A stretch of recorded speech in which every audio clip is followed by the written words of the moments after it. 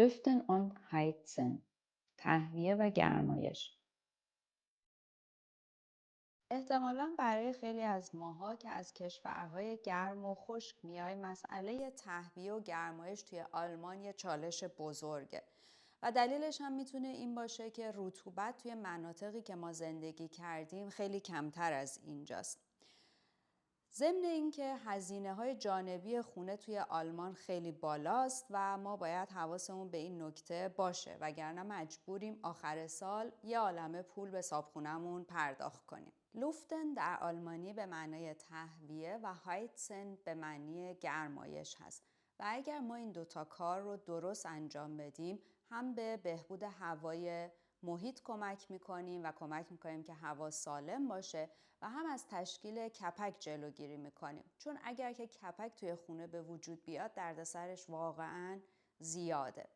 خیلی از کارهایی که روزمره انجام میدیم باعث میشه که هوای خونه ناسالم یا نامطبوع بشه. کارهای مثل آشپزی یا سیگار کشیدن، قلیون کشیدن و یا حتی حمام کردن.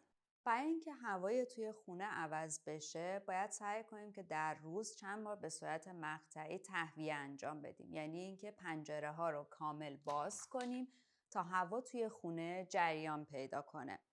توی تابستون که هوا گرمتره میتونیم تا مدت زمان طولانی تری پنجره ها رو باز بذاریم. توی زمستون تا 5 دقیقه هم کافیه.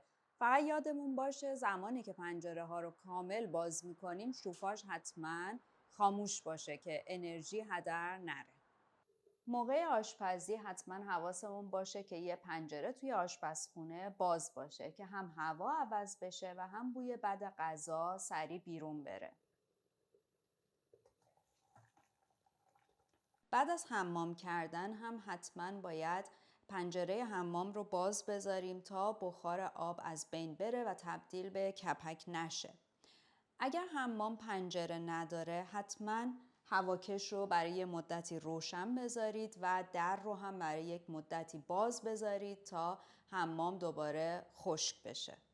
حواسمون باشه که دمای اتاقها رو به اندازه کافی نگه داریم، نه خیلی زیاد و نه خیلی کم. دمای اتاقها باید حداقل 17 درجه سانتیگراد باشه. برای راهرو 15 درجه هم کافیه.